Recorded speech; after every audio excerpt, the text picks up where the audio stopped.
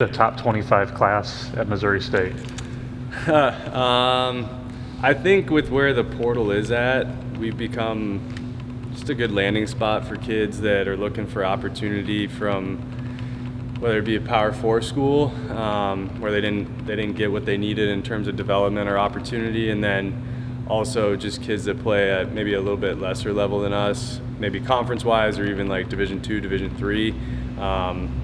It's the right jump for them. You know, it's not too high where they might lose playing time. They feel like there's a real opportunity to play here. So obviously the recognition's pretty cool, but I think overall we like what we did on paper and we filled the needs that we needed to. So it was a big summer for us, a lot of work by our staff. What were those needs? I mean, what were you looking at? Sluggers, outfitters, Sure. pitchers? What was the... You know, you go in with an idea of what your needs are going to be, and then you do exit meetings and things change. So for us, we had to fill a need behind Berg with our catching position. I mean, we had basically no one behind him. So we did really well there. I like where we're at. I feel like when you have an established starter coming back, to just get guys that are either versatile and can play different positions, or guys that are really strong defensively, is a good place to be in your catching department. So Charlie Carter from Oklahoma State, we're really excited about. Really good defender. I think this is the perfect level for him. He had a really good summer in the Appy League, and then Bo Tabola is a JUCO kid that plays multiple positions. So did a great job there. And then obviously, you know, you lose Epstein and Rodriguez. And at the time, I thought, yeah, you know, we'll go get a couple guys in the portal and we'll be fine. Like, we were sweating it out there for a little while, but we did a good job. We added Jax Ryan from Arizona State, who's from Oklahoma. He knew Max Knight. That's half the battle in the portal, is, you know, knowing people who know people. And then also Gabe Wrestler, who's been a really good player in college, super dynamic. He's going to be a nice add for us. And then Bryce Sermonelli from Central Arkansas can kind of play everywhere on the infield. So we added some really good depth there. We returned Logan Fife too, who was top 10 hitter in the Appy League this summer. So those were our two biggest needs, and then obviously the pitching staff, we wanted to raise the floor the best we could, and I think we did a good job there. How have you found the portal and recruiting world in general as a CUSA member compared to the past? Great question. Helped us a ton, honestly. Noticed a big difference this summer compared to last, just in terms of like being able to float that out there to kids, playing in a conference that finished 5th in RPI in a multi-bid league. Kids want to play in the postseason, or at least feel like they got a chance to do it. Then you factor in just playing playing against teams that really care about baseball. And it's not to knock the Valley, but look, there's dollars and cents in our industry, and if some schools just don't choose to invest in baseball, but it seems like everyone in Conference USA is invested. So that's attractive for kids when, you know, they're gonna go play in some cool places on the road, and we're gonna fly places, and so it was a big attractor for kids, and definitely a separator for certain ones that we landed. Coach, how hard is it now to strike a balance between doing the work that you all did this summer, going in, getting what you need in the portal, but still having those class of 26, 27 high school recruiting? Where's kind of maybe the balance point for you? Yeah, we've had a lot of conversations about it. I think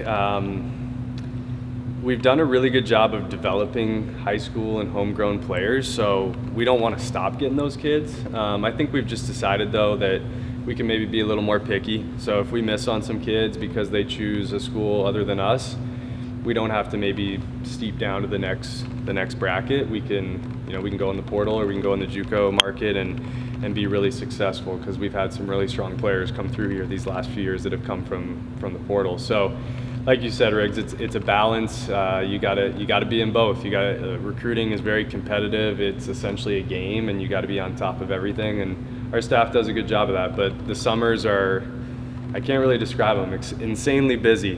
This is our first, feels like the last 5 days has been our first break. So it's been nice to catch our breath a little bit.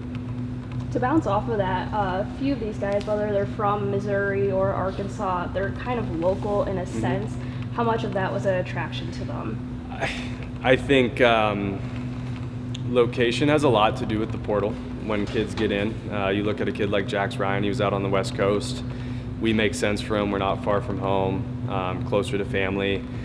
Daniel Whistler, Brock Lucas, two really strong players from our state that chose Missouri out of high school.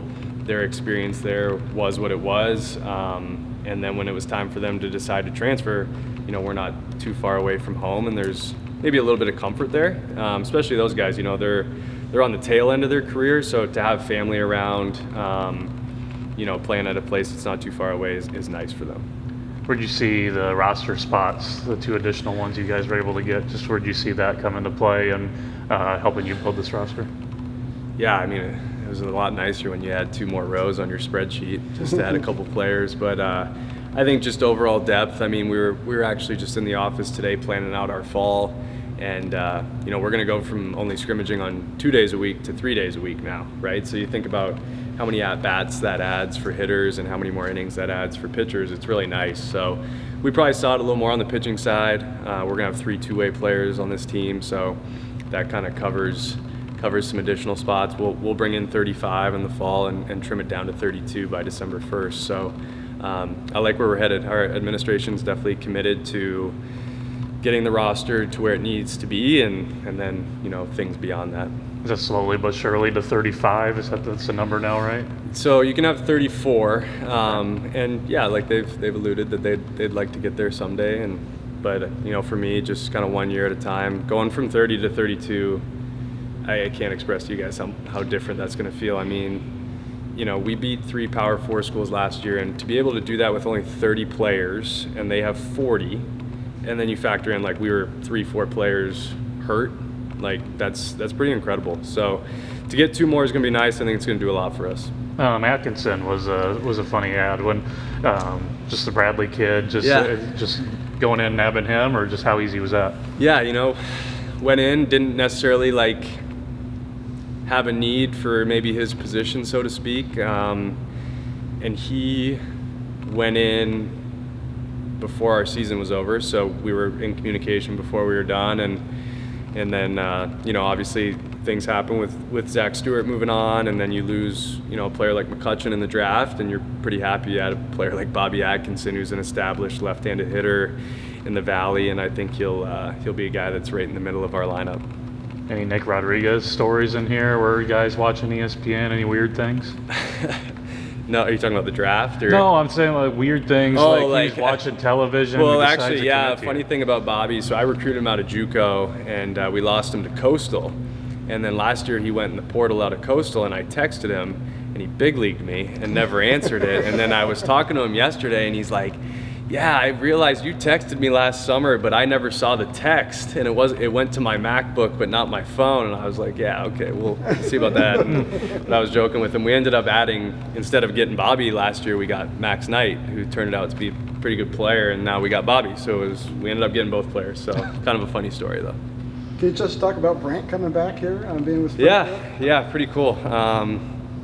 Not surprised by it. I mean, I had a feeling he'd be a pretty quick riser, just sharp kid, throws a ton of strikes. He'll be a guy that can navigate this level and be a good challenge for him tonight. Pitching in AA, not too far removed from when he pitched here. So really excited for him. He texted me the other night, and then I texted Patrick Anderson, the manager here, and he was excited about it. So pretty cool for our program. Nick Rodriguez already has an RBI double, off to a good start. Do you have any updates on Kutch and Holmes? Holmes, no, like ramping up, I think. Talked to Kutch yesterday.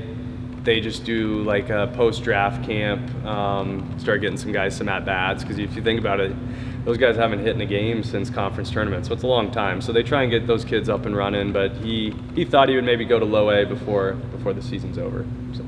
You doing an exhibition game this fall besides jury? Yeah, in the works. Don't know if I can announce it yet, but we're going to get another D1 team in here in the late fall. So does that count against your spring number? No. You can have two exhibition games. So yeah, looking forward to it. I think that'll be good when you have 16 new players to let them put on a Bears jersey and kind of feel out Hammons Field and have a stadium buzz and stuff like that.